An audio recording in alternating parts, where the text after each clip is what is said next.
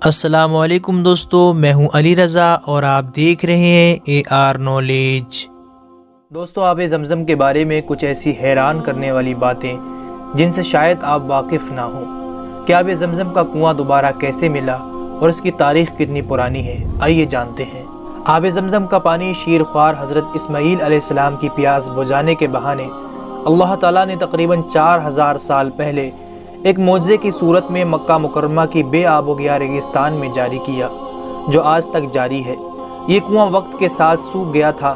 نبی پاک صلی اللہ علیہ وسلم کے دادا حضرت عبد المطلب نے ارشاد خداوندی سے دوبارہ کھدوایا، جو آج تک جاری و ساری ہے۔ دوستو، صحرائے عرب کے ویران ریگستان میں سبزے سے خالی 2 خشک پہاڑ، ایک بچہ پیاس کی شدت سے ایڑیاں رگڑ رہا ہے۔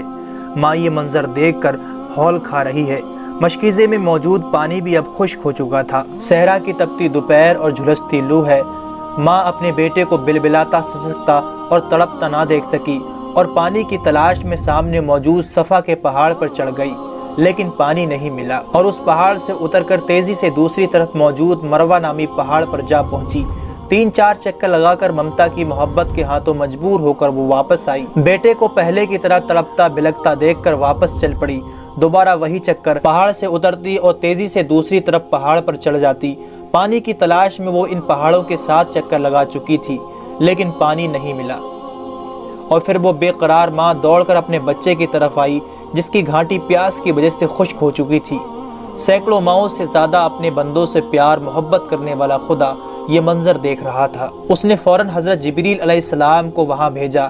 آپ علیہ السلام نے ایڑی زمین پر ماری اور زمین سے پانی کا چشمہ ابل پڑا۔ بظاہر آخری سانس لیتے حضرت اسماعیل علیہ السلام کی بےتاب ماں حضرت ہاجرہ علیہ السلام ابلتا پانی کا چشمہ دیکھ کر خوشی سے نہال ہو گئیں اور پانی کے گرد مڈھیر بنا دی تاکہ پانی ادھر ادھر نہ جائے۔ سرور کائنات حضرت محمد صلی اللہ علیہ وسلم نے ارشاد فرمایا، اگر ہاجرہ علیہ السلام اس پانی کے گرد مڈھیر نہ بناتی تو آج یہ پانی ایک دریا کی شکل اختیار کر لیتا۔ دوستو، اس عجیب و غریب پانی نے ماں بیٹے کو کھجور اور کھانے سے بھی بے نیاز کر دیا۔ پانی پیتے ہی پیاس کے ساتھ ساتھ بھوک کا احساس بھی مٹ گیا۔ ابھی چند بھی دن نہ گزرے تھے کہ بنو جرہم کا ایک قافلہ وہاں سے گزرا۔ دیکھا کہ مکہ کی گھاٹیوں پر پرندے اڑتے نظر آ رہے ہیں۔ ان کے لیے منظر حیران کن اور ناقابل یقین تھا۔ اس علاقے میں تو خاک اڑتی تھی اور لو کا گزر ہوتا تھا۔ وہ حیران تھے کہ پرندے یہاں کیسے؟ عرب کے ریگستان میں تو پرندے صرف پانی والی جگہ پر ہی نظر آتے ہیں۔ اس جستجو نے انہیں اس گھاٹی کی طرف آنے پر مجبور کر دیا۔ پانی کا چشمہ اور ایک بیٹے کو دیکھ کر وہ شدید حیران ہوئے۔ حضرت ہاجرہ علیہ السلام نے انہیں سارا قصہ سنایا۔ بنو جرہم کے قافلے کے لوگ یہ واقعہ سن کر بے حد متاثر ہوئے۔ ماں بیٹے کی عظمت ان کے دلوں میں بیٹھ گئی۔ انہوں نے حضرت ہاجرہ علیہ السلام سے وہاں بسنے کی اجازت مانگی تو انہوں نے باخوشی اجازت دے دی۔ صحرائے عرب کا یہ بنجر اور ویران ریگستان اب آباد ہو چکا تھا۔ حضرت اسماعیل علیہ السلام بڑے ہوئے تو اس قبیلے کے سردار عمر بن مقاص کی بیٹی کے ساتھ شادی کر لی۔ حضرت اسماعیل علیہ السلام کی اولاد پیدا ہوئی تو اس کو بنو بکر کہا جانے لگا۔ بنو جرہم اور بنو بکر باہمی اتفاق و اتحاد سے کئی سال تک رہے، لیکن آہستہ آہستہ ان میں اختلاف شروع ہو گئے، جو اس قدر بڑے کہ بنو بکر نے بنو جرہم کو علاقے سے نکال دیا۔ بنو جرہم نے اس علاقے کو چھوڑنے سے پہلے خانہ کعبہ کا سارا خزانہ، غلاف کعبہ اور قیمتی تلواریں زمزم کے کنویں میں ڈال دی اور مٹی سے کنویں کو بند کر کے زمین کو اوپر سے برابر کر دیا۔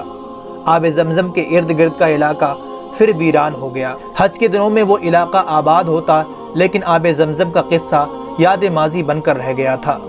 برسوں برس یوں ہی گزر گئے۔ 6 صدی عیسوی میں خانہ کعبہ کے نگران مطلب ابن عبداللہ انتقال کر گئے۔ عبد المطلب کو حاجیوں کے امور نگران بنا دیا گیا۔ عبد المطلب حاجیوں کو پانی پلاتے تھے۔ اس مقصد کے لیے مکہ میں کئی کنویں کھدوائے گئے۔ حضور صلی اللہ علیہ وسلم کی ولادت سے چند سال پہلے آپ صلی اللہ علیہ وسلم کے دادا عبد المطلب کو خواب میں بشارت ہوئی۔ کوئی کہہ رہا تھا کہ طیبہ کو کھودو۔ حضرت عبد المطلب کو معلوم نہیں تھا کہ طیبہ کیا ہے۔ اگلی رات پھر خواب آیا اور کہا گیا برہ کو کھودو، مگر برہ کو بھی وہ نہیں جانتے تھے۔ تیسری رات خواب میں کہا گیا مجنوعہ کو کھودو، لیکن یہ بات بھی ان کے سمجھ میں نہیں آئی۔ چوتھی مرتبہ خواب میں ایک شخص نظر آیا اور کہا زمزم کو کھودو۔ آپ نے پوچھا زمزم کیا ہے؟ جواب ملا کہ زمزم وہ ہے جس کا پانی کبھی ختم نہ ہوگا، نہ خوش ہوگا۔ اگلے دن صبح سویرے عبد المطلب اپنے بیٹے حارث کے ساتھ اس جگہ پہنچے۔ کھدائی شروع کر دی۔ اہل قریش نے باپ بیٹے کو کھدائی سے روکا اور کہا کہ اس جگہ تو بتوں کے نام پر قربانی دی جاتی ہے۔ یہ مقدس جگہ ہے۔ عبد المطلب نے سنی انسنی کر دی اور کھدائی جاری رکھی، مگر قریش نے باپ بیٹے کی کوئی مدد نہیں کی۔ 3 دن کی کڑی محنت کے بعد آخر گوہر مقصد ہاتھ آ ہی گیا۔ عبد المطلب کھدائی کرتے اور حارث مٹی اٹھا کر باہر پھینکتے رہے۔ زمزم کا کنواں نکل آیا اور عبد المطلب کے ہاتھ بے شمار خزانہ لگا جو بنو جرہم نے دفنایا تھا۔ اس کنویں کی عظمت تو دیکھیے کہ آب زمزم حضرت اسماعیل علیہ السلام کے لیے نکالا گیا، اس کی وجہ ان کی والدہ بنی۔ اللہ کے حکم سے حضرت جبریل علیہ السلام نے یہ پانی جاری کیا۔ اس پانی کو تمام انبیاء اور نیک لوگ پیتے رہے۔ ایک مرتبہ حضور صلی اللہ علیہ وسلم آب زمزم کے کنویں کے پاس تشریف لائے۔ آپ صلی اللہ علیہ وسلم کے لیے پانی کا ایک ڈول نکالا گیا۔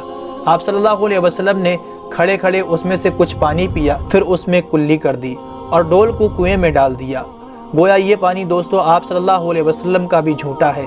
حضور صلی اللہ علیہ وسلم نے فرمایا آب زمزم ہر بیماری کے لیے شفا ہے۔ آب زمزم کا کنواں خانہ کعبہ سے مشرق میں تقریباً 21 میٹر کے فاصلے پر تہ خانے میں موجود ہے۔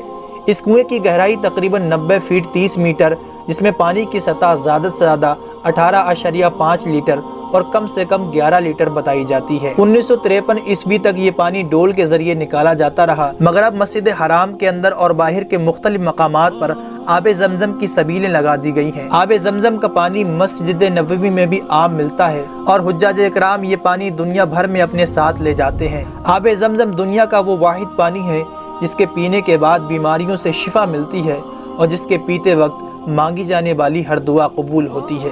اللہ سے دعا ہے کہ جس طرح اس نے ہمیں اس دنیا میں آب زمزم کی نعمت عطا فرمائی، حوض کوثر پر بھی ہمیں پیارے نبی صلی اللہ علیہ وسلم کے ہاتھوں آب کوثر نصیب عطا فرمائے۔ آمین ثم آمین۔